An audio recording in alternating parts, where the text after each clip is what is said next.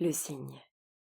La petite marquise de Rendon dormait encore, dans sa chambre close et parfumée, dans son grand lit doux et bas, dans ses draps de batiste légère, fine comme une dentelle, caressant comme un baiser.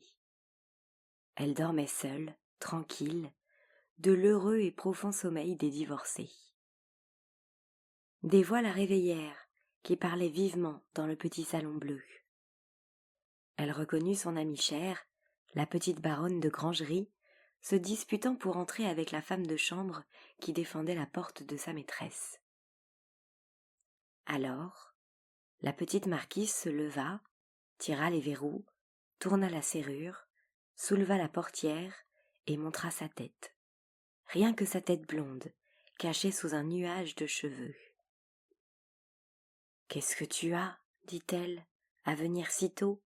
Il n'est pas encore 9 heures. » La petite baronne, très pâle, nerveuse, fiévreuse, répondit « Il faut que je te parle. Il m'arrive une chose horrible. »« Entre, ma chérie. » Elle entra, elles s'embrassèrent, et la petite marquise se recoucha, pendant que la femme de chambre ouvrait les fenêtres, donnait de l'air et du jour.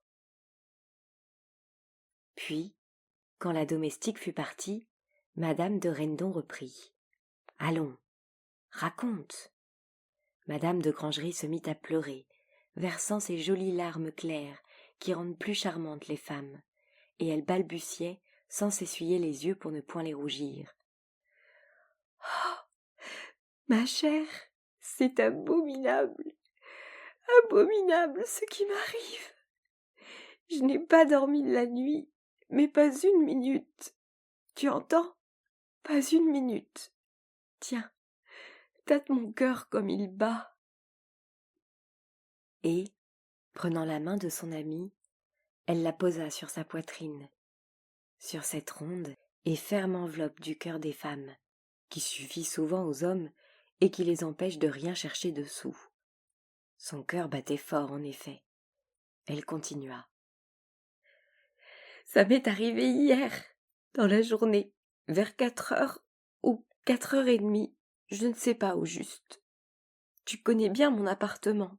Tu sais que mon petit salon, celui où je me tiens toujours, donne sur la rue Saint-Lazare, au premier, et que j'ai la manie de me mettre à la fenêtre pour regarder passer les gens.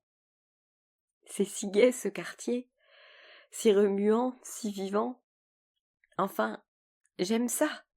Donc hier, j'étais assise sur la chaise basse que je me suis fait installer dans l'embrasure de ma fenêtre. Elle était ouverte, cette fenêtre, et je ne pensais à rien, je respirais l'air bleu. Tu te rappelles comme il faisait beau hier ? Tout à coup, je remarque que, de l'autre côté de la rue, il y a aussi une femme à la fenêtre, une femme en rouge. Moi j'étais en mauve. Tu sais, ma jolie toilette mauve. Je ne la connaissais pas, cette femme, une nouvelle locataire, installée depuis un mois, et comme il pleut depuis un mois, je ne l'avais point vue encore. Mais je m'aperçus tout de suite que c'était une vilaine fille. D'abord je fus très dégoûtée et très choquée qu'elle fût à la fenêtre comme moi.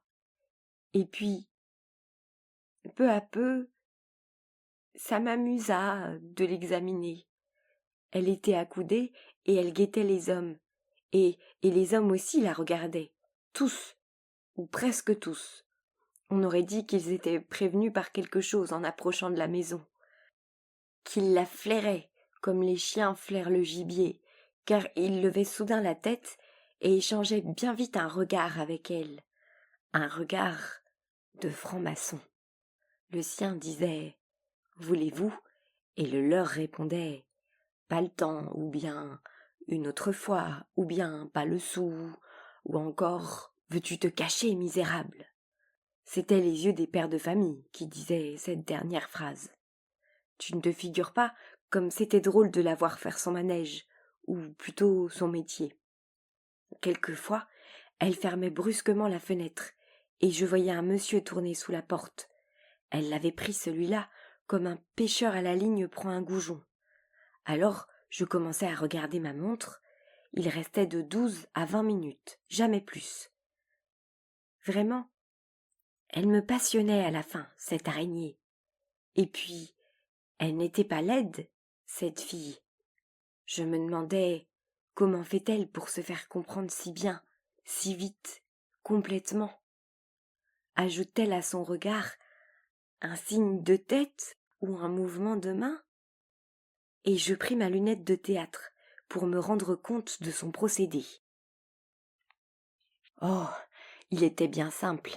Un petit coup d'œil d'abord, puis un sourire, puis un tout petit geste de tête qui voulait dire « Montez-vous », mais si léger, si vague, si discret, qu'il fallait vraiment beaucoup de chic pour le réussir comme elle. Et je me demandais est-ce que je pourrais le faire aussi bien, ce petit coup de bas en haut, hardi et gentil? Car il était très gentil son geste. Et j'allais l'essayer devant la glace. Ma chère, je le faisais mieux qu'elle, beaucoup mieux. J'étais enchantée et je revins me mettre à la fenêtre. Elle ne prenait plus personne à présent, la pauvre fille, plus personne. Vraiment, elle n'avait pas de chance.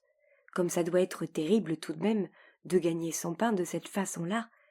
Terrible et amusant quelquefois, car enfin, il y en a qui sont pas mal de ces hommes qu'on rencontre dans la rue. Et maintenant, ils passaient tous sur mon trottoir, et plus un seul sur le sien. Le soleil avait tourné. Ils arrivaient, les uns derrière les autres, des jeunes, des vieux, des noirs, des blonds, des gris, des blancs. J'en voyais de très gentils, mais très gentils, ma chère, bien mieux que mon mari, et que le tien, ton ancien mari, puisque tu es divorcée. Maintenant tu peux choisir. Je me disais, et si je leur faisais le signe, est-ce qu'ils me comprendraient, moi qui ne suis une honnête femme? Et voilà que je suis prise d'une envie folle de leur faire ce signe, mais d'une envie de femme grosse, d'une envie de femme enceinte, d'une envie épouvantable. Tu sais, de ces envies auxquelles on ne peut résister. J'en ai quelquefois comme ça, moi. Est-ce bête dit ces choses-là? Je crois que nous avons tous des âmes de singes, nous autres les femmes. On m'a affirmé, du reste, c'est un médecin qui m'a dit ça, que le cerveau du singe ressemble beaucoup au nôtre. Il faut toujours que nous imitions quelqu'un. Nous imitons nos maris, quand nous les aimons, dans le premier mois des noces, et puis nos amants ensuite, nos amis, nos confesseurs, quand ils sont bien. Nous prenons leur manière de penser, leur manière de dire, leurs mots, leurs gestes. Tout, c'est stupide. Enfin, moi, quand je suis trop tentée de faire une chose, je la fais toujours. Je me dis donc, voyons, je vais essayer sur un seul pour voir. Qu'est-ce qui peut m'arriver? Rien. Nous échangerons un sourire, et voilà tout. Et je ne le reverrai jamais, et si je le vois, il ne me reconnaîtra pas. Et s'il me reconnaît, je n'irai, parbleu. Je commence donc à choisir.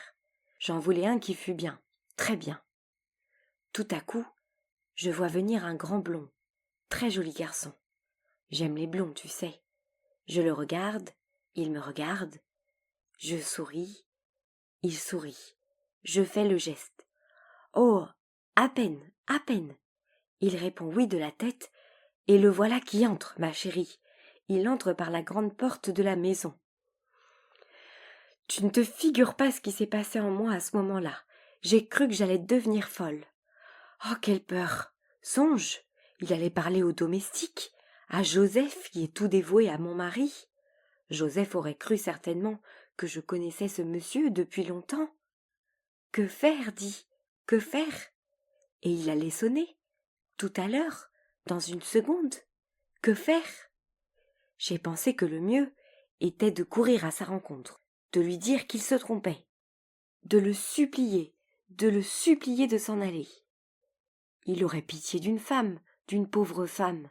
Je me précipite donc à la porte et je l'ouvre juste au moment où il posait la main sur le timbre. Je balbutiais tout à fait folle. Allez-vous-en, monsieur, allez-vous-en. Vous vous trompez. Je suis une honnête femme, une femme mariée. C'est une erreur, une affreuse erreur. Je vous ai pris pour un de mes amis qui vous ressemble beaucoup. ayez pitié de moi, monsieur. Et voilà qu'il se met à rire, ma chère, et il répond: Bonjour, ma chatte. Ma chatte. Tu sais, je la connais ton histoire. Tu es mariée, c'est 2 louis au lieu d'un. Tu les auras. Allez, montre-moi la route.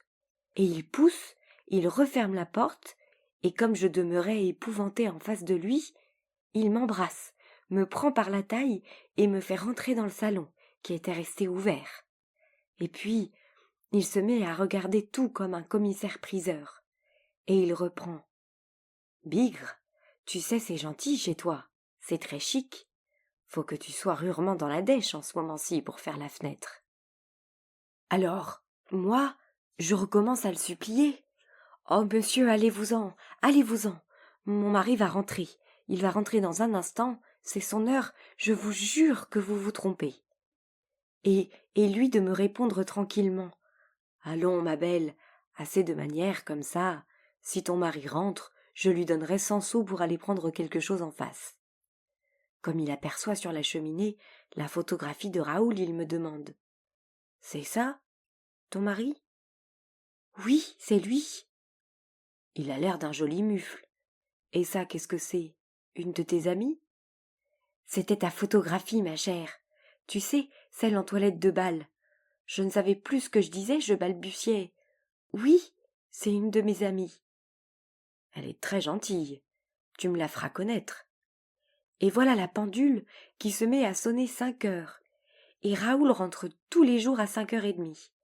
S'il revenait avant que l'autre fût parti, songe donc. Alors, j'ai perdu la tête. Tout à fait.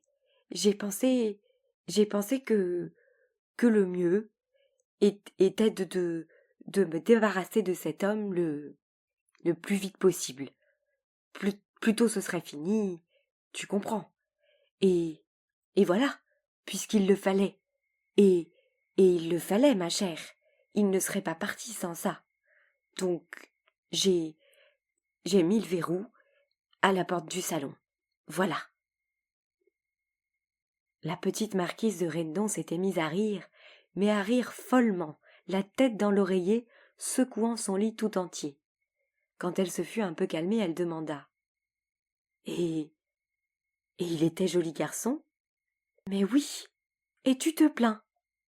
Mais vois-tu, ma chère, c'est que il a dit qu'il reviendrait demain, à la même heure. Et j'ai une peur atroce. Tu n'as pas idée comme il est tenace et volontaire. Que faire? Dis, que faire?